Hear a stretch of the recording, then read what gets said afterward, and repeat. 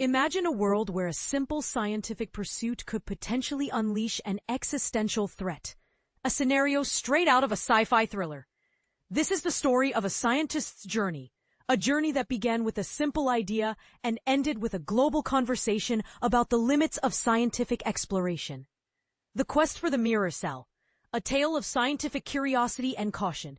Dr. Kate Adamala, a synthetic biologist, found herself at the center of a controversial debate. Her initial curiosity about creating a mirror cell, a cell with an entirely reversed molecular structure, soon turned into a quest for answers and a realization of the potential dangers. The idea was intriguing. Could mirror cells shed light on the origins of life and offer new therapeutic solutions? But as Adamala delved deeper, doubts crept in. It wasn't an aha moment. It was a slow realization over months, she recalls. People started asking questions, and we realized we couldn't provide simple answers. The risks unveiled, a mirror world's potential impact. The concept of mirror cells is fascinating, but also fraught with potential risks. In nature, biomolecules have a handedness, a property known as chirality. DNA, RNA, and proteins, for instance, are made of specific handed molecules. Mirror cells, with their reversed structure, could evade the natural controls of the immune system, acting as invisible invaders. This raises the question, could they spread unchecked, posing a threat to human health and the planet's ecosystems? Mirror cells would likely be invisible to the human immune system, Adamala explains, a revelation that surprised her. I used to think the immune system would detect any invader, but I didn't know how chiral it was. A working group's bombshell, confronting the risks of mirror life. Over time, Adamala's concerns grew, leading to the formation of a working group of scientists. In 2024, they published a groundbreaking article in Science titled Confronting Risks of Mirror Life. The article summarized a detailed report, concluding that mirror cells could become a reality within the next few decades and outlining the devastating consequences if mirror bacteria were to spread. Since then, discussions have intensified. While there's a consensus that creating mirror organisms should be avoided, the debate rages on about the limits of mirror biology research. The Manchester meeting, drawing the line on mirror life. In September, experts gathered in Manchester to discuss where to draw the line on research into mirror organisms. David Relman, a professor of microbiology and immunology at Stanford University, attended the meeting and shared his concerns. There's a possibility we could create something that could grow inexorably, spread across the planet, and displace or kill many forms of life, including us, he warned. Relman, like Adamala, was part of the early working group. He recalls keeping initial conversations discreet, not wanting to sound alarmist or ridiculous.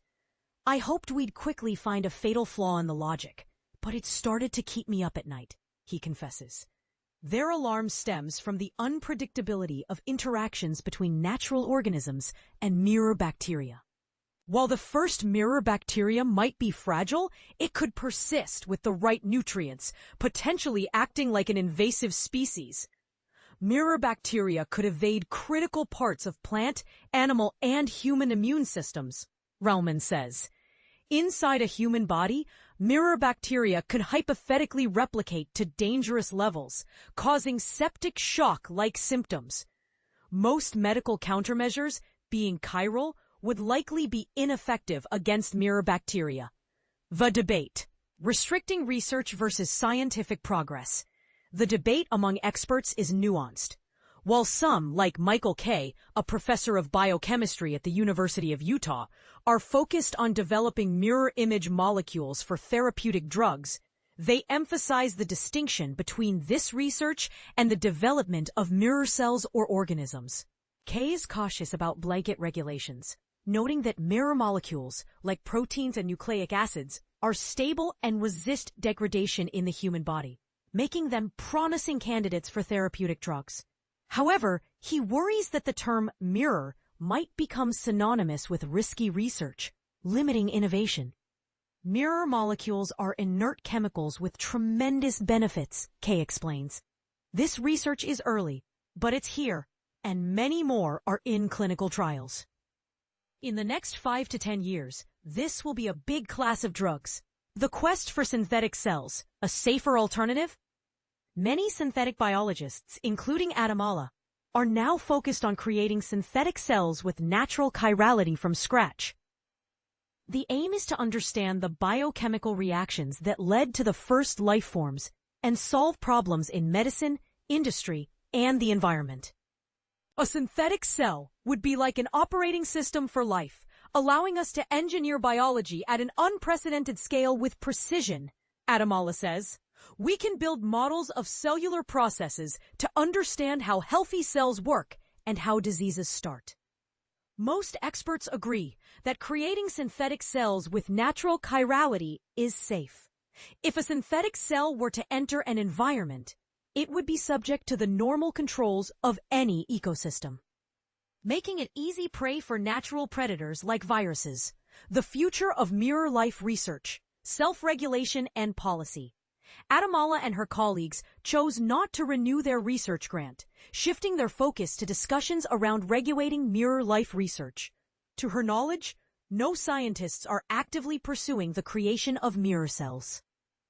In February 2025, nearly 100 researchers and policymakers signed an treaty arguing that mirror life should not be created unless future research demonstrates it poses no severe risks. The Manchester meeting and subsequent discussions have not led to concrete outcomes, but the conversations continue. Adamala, Glass, and Relman hope their efforts will lead to formal restrictions or policies at the international or national level. Pretty much everyone agrees we shouldn't make a living mirror cell, but below that, people have different ideas about where to stop the research, Adamala says. The scientific community can't agree on the red lines yet.